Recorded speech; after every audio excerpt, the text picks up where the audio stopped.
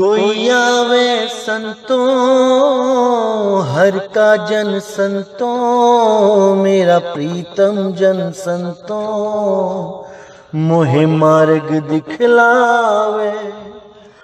कोई आवे संतों हर का जन संतों, मेरा प्रीतम जन संतों मोहे मार्ग दिखलावे। तिस जन के हम मल मल धोवा पाओ, तिस जन के हम मल मल धोवा पाओ, तिस जन के हम मल मल धोवा पाओ, तिस जन के हम मल मल धोवा पाओ। कोई आवे संतों हर का जन संतों, मेरा प्रीतम जन संतों मोहे मार्ग दिखलावे। कोई आवे संतों हर का जन संतों, मेरा प्रीतम जन संतों मोहे मार्ग दिखलावे। तिस जन के हो मल मल धोवा पाओ, तिस जन के हो मल मल धोवा पाओ, तिस जन के हो मल मल धोवा पाओ, तिस जन के हो मल मल धोवा पाओ। कोई आवे संतों हर का जन संतों, मेरा प्रीतम जन संतों मोहे मार्ग दिखलावे। नमस्कार मेरे प्यारे भाइयों, मेरे परम पिता परमात्मा के प्यारे जीव हंसों, मैं बंदी छोड़ साहिब से यही अरदास करता हूं कि आप सब मेरे भाइयों का विवेक पहले से ज्यादा और ज्यादा से ज्यादा बढ़ता ही जाए, और ऐसी कोई दुविधा ना रहे जो मेरे भाइयों के मन में 1% भी शंका उत्पन्न कर पाए। ऐसा कोई काल का दूत ना बचे जिसे मेरे भाई पहचान ना जाएं। हर काल के दूत को अच्छी तरह समझ के रिजेक्ट करते जाएं, क्योंकि अभी बहुत से आएंगे, YouTube पे बहुत से आएंगे अपने अपने अज्ञान को आपके सामने परोसने। लेकिन मैं यही चाहता हूं कि आप सब उनके अज्ञान को अच्छी तरह समझ के उनको रिजेक्ट मारते चले जाओ, क्योंकि अगर आप गलती से भी एक भी काल के दूत के चक्कर में पड़ गए तो मेरे भाई पूरा जन्म बर्बाद हो जाएगा। इंसानी चोला बर्बाद हो गया तो 1,84 में जाना पड़ेगा। कोई बचाने वाला नहीं है, कोई भी। इसलिए जहां तक हो सके अपने विवेक को जगा के रखो।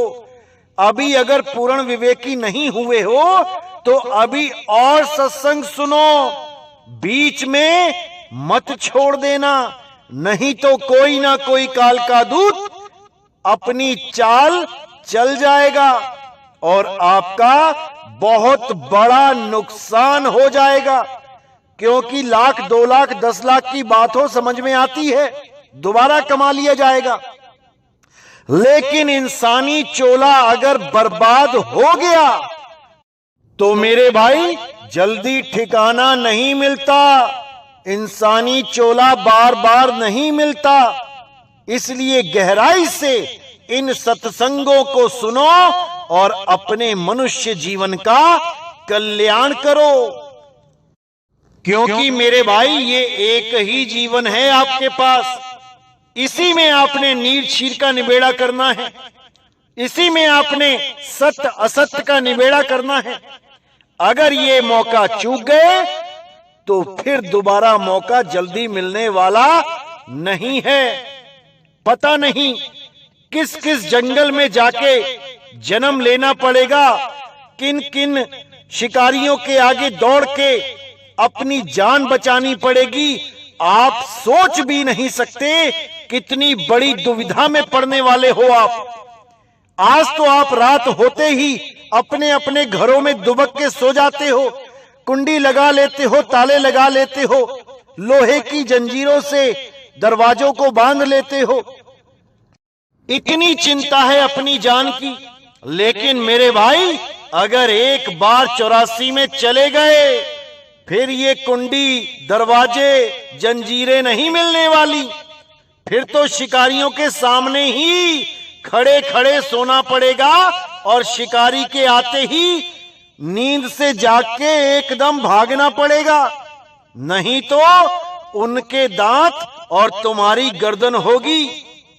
इसलिए मेरे भाइयों, इससे पहले कि ऐसी दुविधा आपके जीवन में आए, इन सारे संकटों को अभी काट दो। अभी समझ लो क्या समझाया जा रहा है, नहीं तो दोबारा मौका नहीं मिलेगा। और इन अधूरे गुरुओं का कुछ जाने वाला नहीं है। ये केवल आपको भ्रमित करके, आपको अटका के गुरुआ बन के बैठे हैं। इनका कुछ नहीं जाने वाला, नुकसान इनका नहीं है। ये तो आराम परस्ती में जीवन काट के चले जाएंगे, लेकिन मेरे भाई, नुकसान आपका होगा। इसलिए जिसने भी गुरु धारण कर लिया है, कई सालों से किया हुआ है, वो भी अपने गुरु की परख करो, अपने गुरु के द्वारा दिए गए नाम की परख करो। और जिन्होंने अभी किसी गुरु से दीक्षा नहीं ली है, वो कहीं भी जुड़ने से पहले हमारे सत्संग को जरूर सुनो।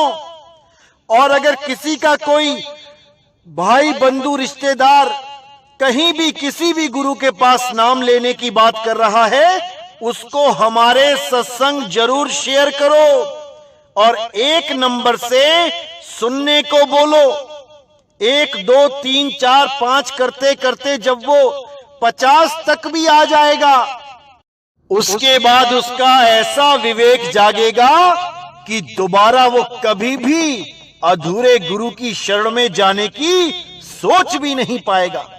और उसके जीवन को एक नया मार्ग मिलेगा, एक नया लक्ष्य मिलेगा, और उसका सारा श्रेय आपको जाएगा, क्योंकि आपने ही उस भाई के जीवन में हमारे सत्संगों को लाके उस पर ऐसा एहसान कर दिया है जिसको वो कभी जीवन भर चुका नहीं सकता। केवल आपको दुआएं ही देता रहेगा कि शुक्र है आपने मुझे समय रहते ये सत्संग भेज दिए और मैंने ये सत्संग सुन के अपना सही मार्ग चुन लिया। वो हमेशा आपको दुआएं ही देगा।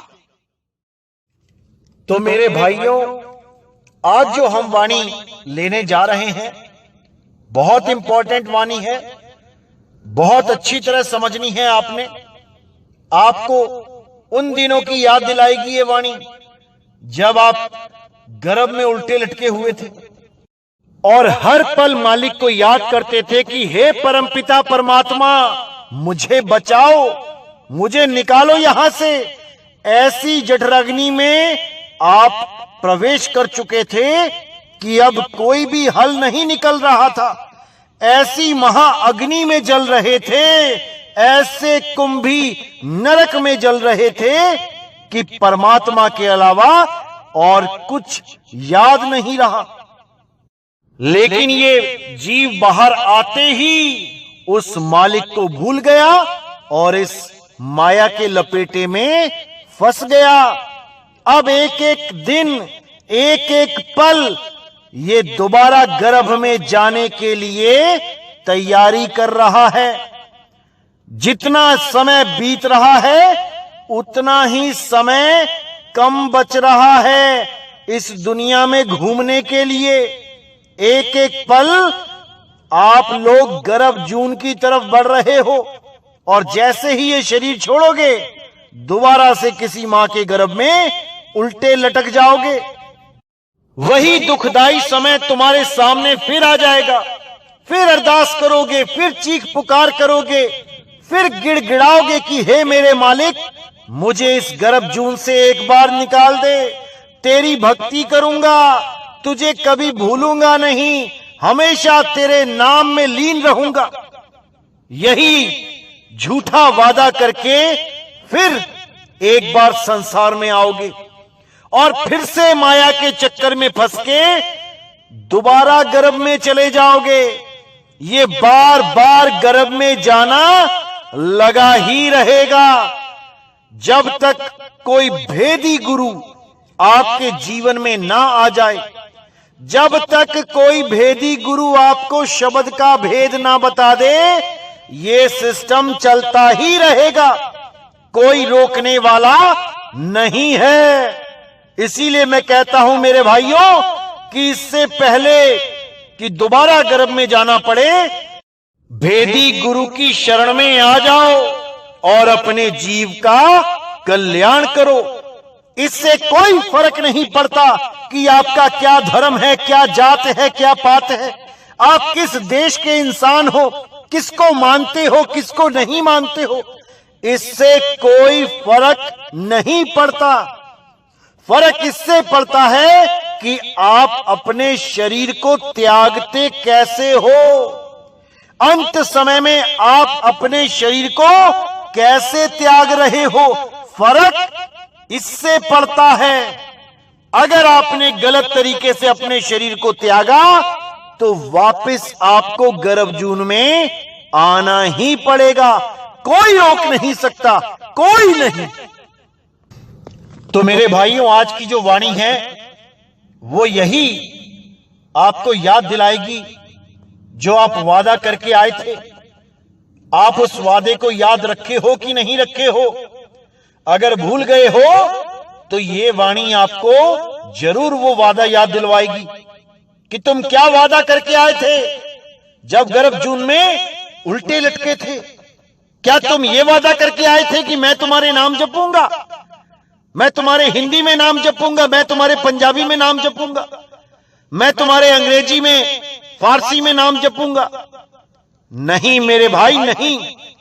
क्या तुम ये वादा करके आए थे कि मैं तुम्हारा श्वासों का जपा जाप करूंगा? गर्भ में तो श्वासें भी नहीं चल रही होती, तो कैसा वादा किया? क्या तुम ये वादा करके आए थे कि मैं कानों में उंगलियां डाल के एक एक घंटा बैठा रहूंगा, उस अनहद नाद को सुनूंगा? नहीं मेरे भाई, नहीं। गर्भ में तुम वो वादा करके आए थे कि जो शब्द मुझे गर्भ में मालिक ने प्रदान किया है, मैं उसी शब्द का दिन रात सिमरन करूंगा। जो गर्भ में तुम्हें भक्ति मिल गई थी, उसी भक्ति को मैं कंटिन्यू करूंगा। इसीलिए बोला गया, गर्भवास में भक्ति कबूला, बाहर आके उसको भूला।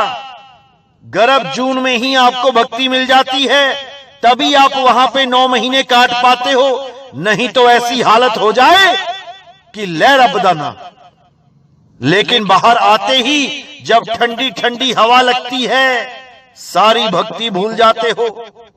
जैसे ही श्वासों के साथ कनेक्शन जुड़ता है, इस पवन के साथ कनेक्शन जुड़ता है और पवन के साथ ही सूरत नीचे आ जाती है, तब सारी भक्ति भूल जाते हो। दोबारा याद करने का ना तो तुम्हारे पास समय होता है, ना ही तुम्हें जरूरत पड़ती है। अब इस संसार को ही सत्य मान के इसी में ही उलझ जाते हो। लेकिन कब तक मेरे भाई, कब तक? एक दिन तो आपको समझना ही पड़ेगा कि बहुत हो गया, अब परमपिता परमात्मा की भक्ति को शुरू किया जाए। बहुत हो गया इस माया का खेल, अब इस माया से परे निकला जाए। अरे बहुत हो गया इन झूठे परिवारों में, इन झूठे रिश्तों में अपना समय बर्बाद करते, अब अपने सच्चे प्रेमी, सच्चे आशिक उस परम पिता परमात्मा से प्रेम किया जाए, जो कहीं भी आपको अकेला नहीं छोड़ता। गर्भ जून में भी वो आपके अंग संग रहता है, आप पर दया की बारिश करता रहता है। लेकिन हम उसकी दया को नहीं पहचान पाते और इन अधूरे गुरुओं के चक्कर में उलझ जाते हैं। इन अधूरे गुरुओं को ही परमात्मा मान के अपना जन्म बर्बाद कर लेते हैं। इसलिए मेरे भाई, सत्य को पहचानो, सत्य को जानो, सत्य का सिमरन करो, सत्य को अपना लो। सत्य को नहीं अपनाओगे तो ये झूठ ही आपके पल्ले पड़ा रहेगा और अंत समय में वो दुर्दशा होगी कि आप सोच भी नहीं सकते। तो आज की वाणी इसी का खुलासा करती है। तो क्या कहती है वाणी? जोनि छाड़ जो जग मही आयो, लागत पवन खसम बिसरायो। यानी जब गर्भ जून को छोड़ के जब बाहर आए, गर्भ जून में तो खूब भक्ति कर रहे थे, खूब अरदासें कर रहे थे, मालिक एक बार निकालो। और जब बाहर आए तब पवन के साथ कनेक्शन जुड़ते ही हमें हमारा खसम बिसर गया। भूल गए अपने मालिक को, भूल गए अपने दाता को, जो गर्भ जून में भी हमारी रक्षा कर रहा था, जिसकी वजह से हम 9 महीने सही सलामत गर्भ जून काट के बाहर आए। उस दया के सागर को हम भूल गए। ये ठंडी ठंडी पवन लगते ही उस जठर अग्नि को भूल गए। अब लगे माया का चक्कर काटने, अब लगे माया में उलझने, अब लगे माया से प्रेम करने और उस मालिक को सदा सदा के लिए बिसर गए। अब वो मालिक तब तक याद नहीं आ सकता जब तक कोई संत हमारे जीवन में ना आ जाए। तब तक हमें वो मालिक कभी याद नहीं आता। हमें क्या याद आता है? हमें मूर्तियां याद आती हैं, हमें तीर्थ याद आते हैं, हमें पूजा पाठ याद आ जाता है। लेकिन वो मालिक हमें कैसे याद आए, ये हम भूल जाते हैं। कैसे उस मालिक को याद करना है, ये हम भूल जाते हैं। अब हमें कोई भेदी गुरु ही इस भेद को समझाता है कि उस मालिक को कैसे याद करना है। तो आगे कहते हैं, जियरा हर के गुण गाओ, कि ये जियरा हर के गुण गाना शुरू कर दो। वही बंदी छोड़ है, वही मालिक है जो तुम्हें दोबारा जठर अग्नि में जाने से बचा सकता है। रहाओ गर्भ जोन माही उर्द तप करता, तो जठर अग्नि माही रहता। 184 जोन भरमायो, अब के छुटके ठहर ना ठायो। तो साफ बोल दिया यहाँ पे कि गर्भ जून में उर्द तप करता, उल्टा लटक के उस मालिक की बंदगी करता है, उसको याद करता है। तो जठर अग्नि में ही रहता और उस जठर अग्नि में ही 9 महीने गुजारता है। लेकिन मालिक की ऐसी कृपा होती है कि उस अग्नि में भी वो उस महाअगन से हाथ दे रखता है। ताती वाव ना ला गई, पार ब्रह्म शरणाई। वो मालिक सब पे दया करता है। तो कहते हैं, 184 जोन भरम आयो, अब के छुटके ठहर न ठायो। 184 जूने भरमता हुआ वो एक बार मनुष्य चोले में आ ही जाता है। और अगर अब के छुटके, अगर अब फिर ये जून छूट गई तो ठौर न ठायो, उसके बाद कोई ठौर नहीं मिलेगा। फिर दोबारा 184 भरम के फिर एक बार ही जन्म मिलेगा। उसमें भी पता नहीं कैसा गुरु मिल जाए, किसको गुरु बना लो। देही गुरु के ही शरण में लगे रहो, उसी से प्रेम करते रहो। विदेही गुरु को समझ ही ना पाओ, उस शब्द गुरु को जान ही ना पाओ, फिर 84 में जाना पड़ेगा मेरे भाई। इसलिए अभी जो विदेही गुरु का ज्ञान समझाया जा रहा है, अभी जो शब्द गुरु की महिमा गाई जा रही है, उसको भली भांति समझ के उसको अपना खसम बना लो, क्योंकि वही हमारा खसम है और कोई नहीं, कोई नहीं। इसीलिए मलुकदास जी ने बोला, दास मलूक सलूक कहते हैं। अरे खोजो खसम कबीर, जपो रे मन केवल नाम कबीर। खसम कबीर का मतलब ये नहीं कि तुम दाढ़ी वाले और टोपी वाले कबीर साहब की फोटो को पूजने लग जाओ, तुम उनके मंदिर बना के पत्थर की मूर्तियां कबीर साहब की बना के तुम घंटे बजाने लग जाओ, तुम आरतियां गाने लग जाओ। ये सब जड़ पूजा है मेरे भाई, ये सब जड़ पूजा है। कबीर साहब ने इसका पूरा विरोध किया। अरे पाथर पूजे हरि मिले तो मैं पूजूं पहाड़, ताते ये चाकी भली पीस खाए संसार। वो तो कहते हैं कि पत्थर पूजने से कभी परमात्मा नहीं मिलता। जो इस बात को समझाते समझाते दुनिया से चले गए, लोगों ने उन्हीं की मूर्तियां पत्थर की बना के रख ली, उन्हीं को पूजने लग गए। देखो हाल इन कबीर पंथियों का, बड़े बड़े मंदिर बना लिए कबीर साहब के नाम पे, वहां कबीर साहब की मूर्तियां रख ली और सुबह शाम आरतियां कर रहे हैं। कबीर साहब ने कब कहा ये मंदिर बनाने को? कबीर साहब ने कब कहा ये आरतियां गाने को? कबीर साहब ने चेतन सत्ता की बात करी है, इन जड़ मूर्तियों की बात नहीं करी। साहिब कहते जड़ चेतन का करे निबेड़ा, और कहे कबीर सो हंस है मेरा। वो मेरा हंस है जो जड़ सत्ता को त्याग के, उसकी पूजा व्रत को त्याग के चेतन सत्ता को जाने। वही मेरा असली हंस है, वही मेरा असली शिष्य है, और वही असली कबीर पंथी है।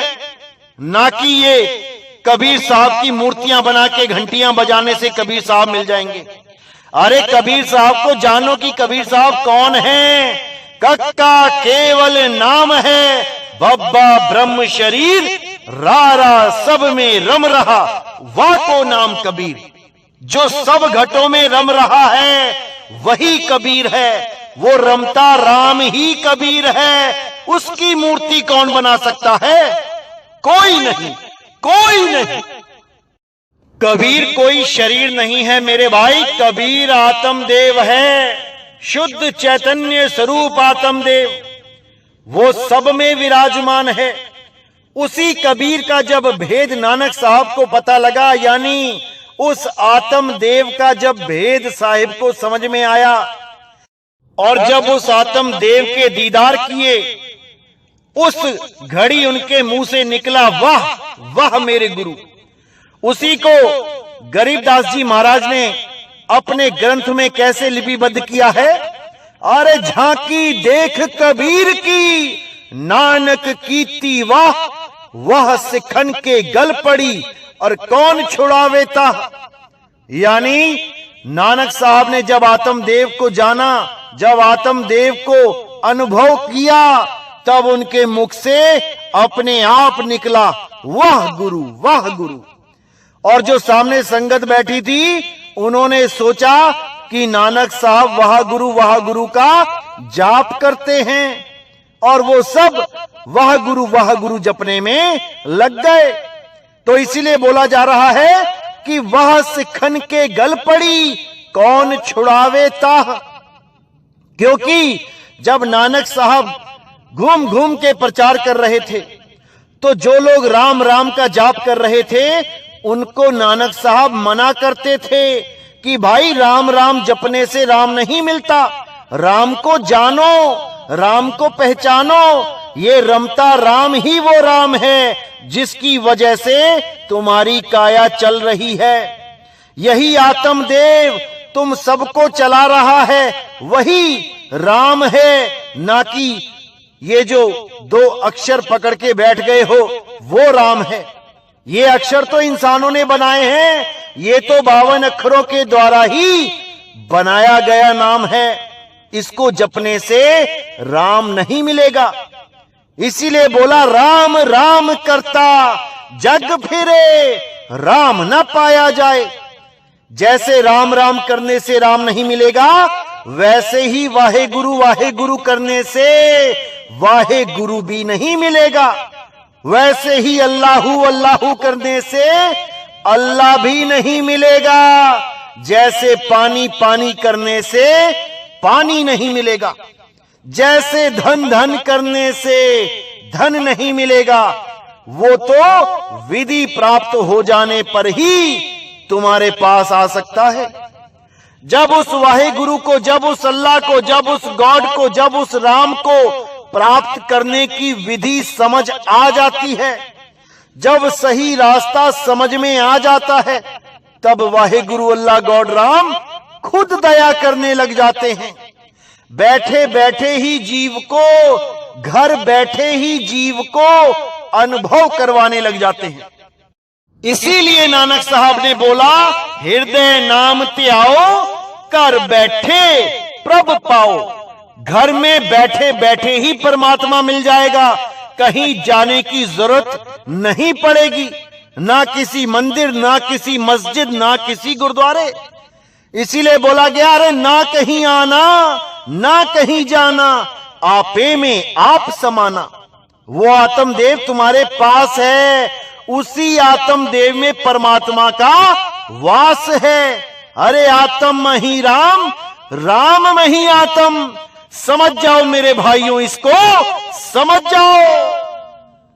तो आगे कहते हैं, कहें कबीर भज सारंग पानी, आवत दी से जात न जानी।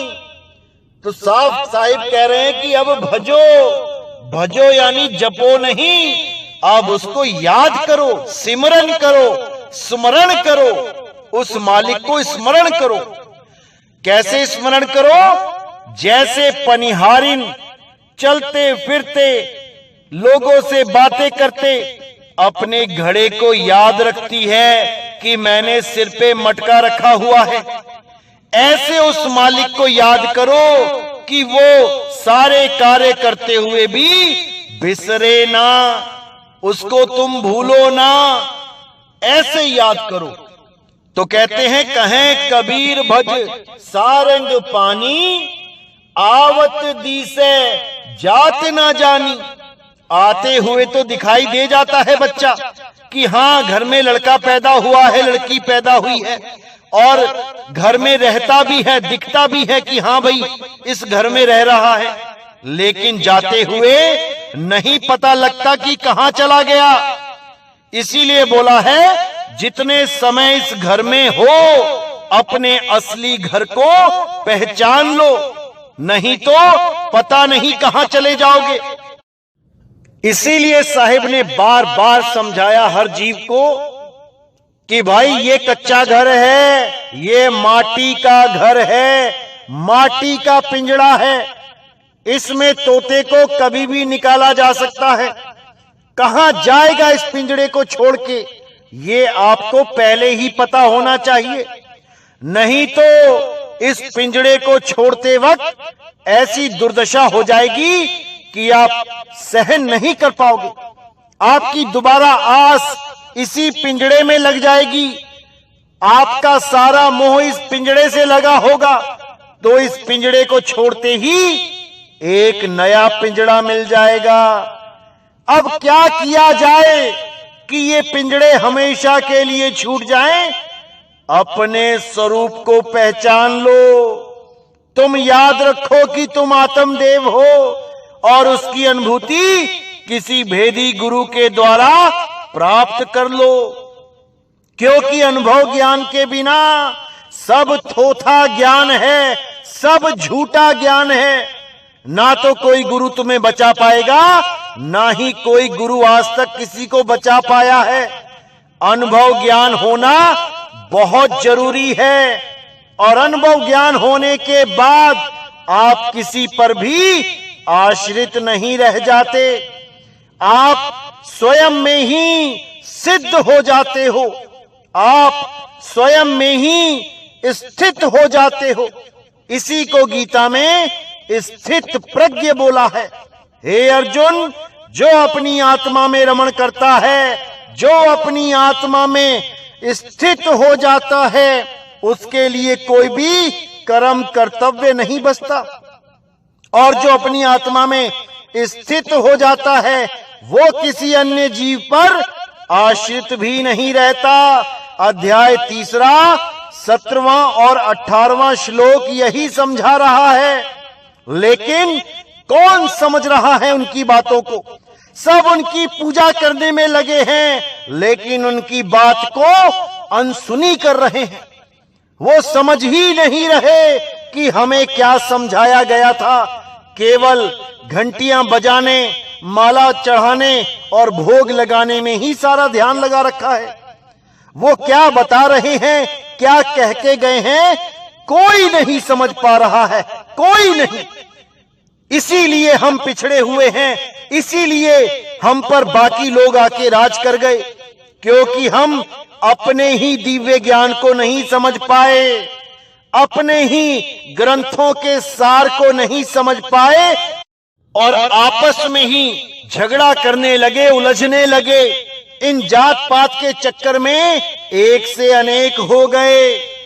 अब दोबारा वो समय आ गया है कि इन जात पात को छोड़ के, इन धर्म भेद को छोड़ के हम सब मानव जाति एक हो जाएं, उस सतनाम के झंडे के नीचे आएं, जिस सतनाम की महिमा हर वेद पुराण गा रहा है। लेकिन कोई उस बात को समझ नहीं रहा, उस आत्मदेव को समझ नहीं रहा, जिसकी महिमा सब संतों ने गाई है। अगर उस आत्मदेव को हम अभी भी नहीं समझ पाए तो कोई फायदा नहीं हुआ हमारा इतना पढ़ने लिखने का, इतना विवेकी होने का। इन 52 अक्षरों के खेल को हम नहीं समझ पाए तो कोई फायदा नहीं इंसान जन्म में आने का। इंसान जन्म मिला है तो 52 के जंजाल को तोड़ दो मेरे भाइयों। 52 के जंजाल में फंस गया ये संसार, अरे सिमरन 52 का करे, कैसे लागे पार। 52 अक्षर जीवाधारा, आदि अक्षर जीभ्या से न्यारा, वाही को सत सिमरन कहिए, और सिमर सिमर नर उतरो पारा। अब समय आ गया है मेरे भाइयों, जब पूरा विश्व इस मूल ज्ञान को समझ के एक झंडे के नीचे आएगा। सब धर्म भेद खत्म हो जाएंगे, सब जात पात खत्म हो जाएगी और हम सब एक मालिक की संतान एक होके रहेंगे। अब कोई हमें धर्म जात पात के नाम पे नहीं लड़वा सकता, क्योंकि हम 52 अक्षरों का खेल समझ चुके हैं। इसको समझ जाओ मेरे भाइयों, इसको समझ जाओ, तभी हम अद्वैत में आएंगे। अब द्वैतवाद को खत्म कर देंगे। अब राम कबीरा एक भय हैं, कोई ना सके पछाने। हमने उस मालिक में ऐसे मिल जाना है कि हमें कोई अलग ही ना कर पाए। अरे सुरत समाए शब्द में, वाको काल ना खाए। तो मेरे भाइयों, हर चीज को गहराई से समझना है, हर बात को गहराई से समझना है और एक मत होके हम सबने एक हो जाना है। तभी हम मालिक को भी खुश कर पाएंगे, तभी हम अपने आत्म देव को पहचान पाएंगे। नहीं तो इन्हीं 52 अक्षरों के द्वैतवाद में हम अलग अलग होकर झगड़े करते रहेंगे। इसलिए मेरे भाई, वो आत्म देव सब पे कृपा कर रहा है। वो हिंदू को भी चला रहा है, मुस्लिम को भी, वो सिख को भी चला रहा है, ईसाई को भी। जब वो भेदभाव नहीं कर रहा है तो हम क्यों भेद करें? आओ हम सब मिलकर एक हो जाएं। तो मेरे भाइयों, हर चीज को गहराई से समझना है, क्योंकि काल के दूत बहुत एक्टिव हो चुके हैं। वो कोई मौका नहीं छोड़ते आपको भरमाने में। हमारे सत्संग सुन सुन के अब हमारे जैसी ही बातें करने लगे हैं। 4-4, 5-5, 7-7, 8-8 साल से जिन्होंने YouTube चैनल बनाए थे, उन्होंने कभी अपने पुरानी वीडियोस में सार शब्द का जिक्र तक नहीं किया। अब हमारे सत्संग सुनकर हर वीडियो में सार शब्द, सार शब्द, सार शब्द लिखते नहीं थकते, क्योंकि उनको पता है सार शब्द का डंका नितिन दास ने बजा दिया है। अब और कोई माल बिकने वाला नहीं है। अब इनको मार्केट में सार शब्द ही लेके आना पड़ेगा। अब इनके पास सार शब्द नाम तो है, लेकिन वो वस्तु नहीं है जिसको सार शब्द कहते हैं। अब ये जीवों को कैसे भरमाते हैं कि आओ तुम्हें 2 सेकंड में सार शब्द प्राप्त करवा दें, आओ तुम्हें 5 सेकंड में सार शब्द प्राप्त करवा दें। जैसे सार शब्द इनके घर की खेत की मूली हो गया, आओ तुम्हें मूली उसी वक्त उखाड़ के दे दें, आओ तुम्हें मूली के दर्शन करा दें, हमारे खेत में लगी है। ऐसा मूर्ख बनाते हैं ये लोग कि क्या बताऊं। अब सार शब्द की ABCD नहीं पता इन लोगों को कि सार शब्द है क्या। कबीर साहब उसकी पहचान बताते हैं, नाम अखंड और सब खंडा, सार शब्द गर्जे बरमंडा। सार शब्द गर्जना कर रहा है, गर्जना। उस गर्जना का तो इन्हें कुछ पता नहीं है। पता नहीं क्या क्या बता के जीव को भ्रमित कर देते हैं कि ये सार शब्द है, वो सार शब्द है। कई तो इस निराकार को ही सार शब्द बता देते हैं। ये जो दोनों हाथों के बीच में गैप है, इसी को बोल के कहते हैं कि हर जीव सार शब्द में ही चल रहा है, परमात्मा में ही चल रहा है। कुछ लोग आसमान में दिखने वाली ये जो फूल जैसी मालाएं होती हैं, ये जो बिंदु बिंदु जैसी मालाएं होती हैं, इन्हीं को दिखा के कह देते हैं कि ये सार शब्द है। इसी में ध्यान लगवा देते हैं। कहते हैं जब तक ध्यान लगाते रहो, इसको देखते रहो, जब तक ये चलती हुई मालाएं स्थिर ना हो जाएं, फिर उसी एक बिंदु में तुमने समा जाना है, हो गई तुम्हारी मुक्ति। ऐसा मूर्ख बनाते हैं ये लोग कि क्या बताऊं। लेकिन मेरे भाइयों, अब आपने मूर्ख नहीं बनना है, अब आपने मूर्ख नहीं बनना है। कुछ लोग सोहंग को ही सार शब्द बता देते हैं।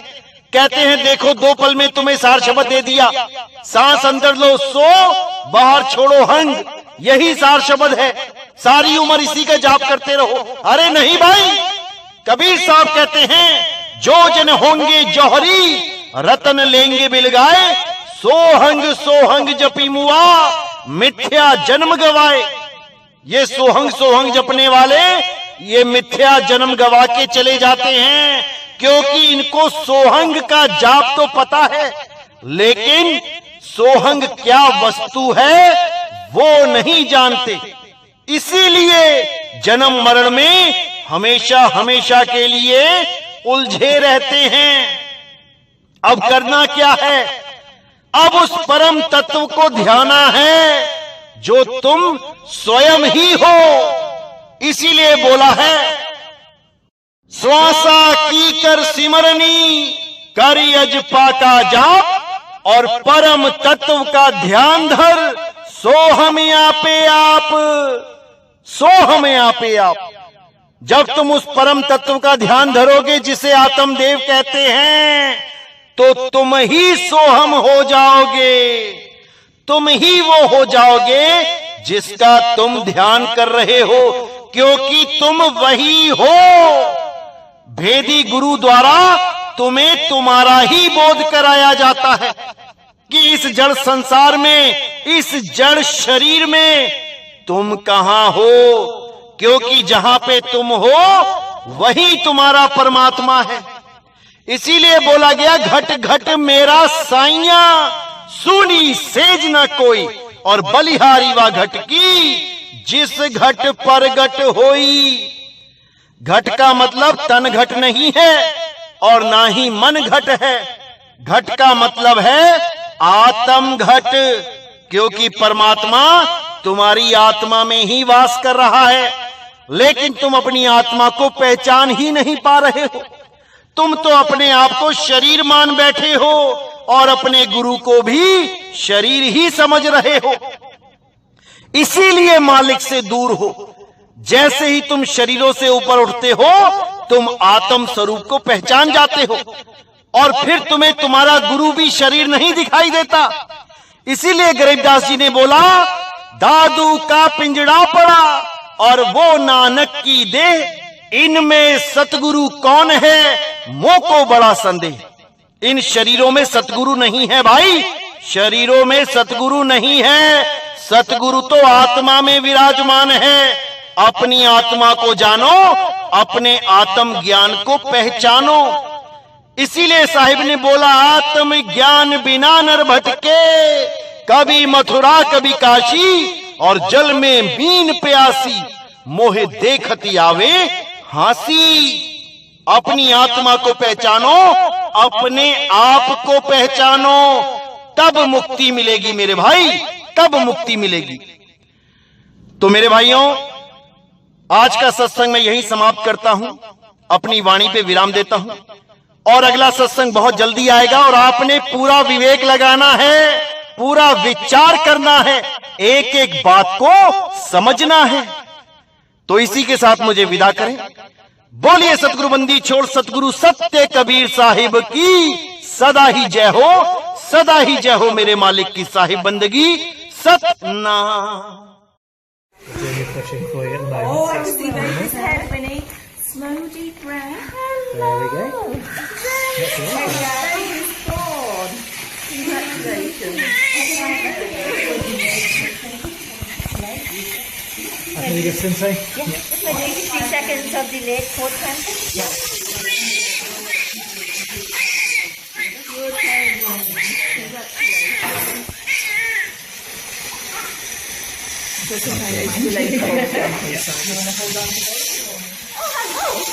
Go away. He's lively. Try not to run away. Oh, Baba. No. Congratulations. Sorry. Legs are going all over the place. Come, Mummy. Oh, yeah. Look, Mummy. Hello, Mummy. Hello, Daddy.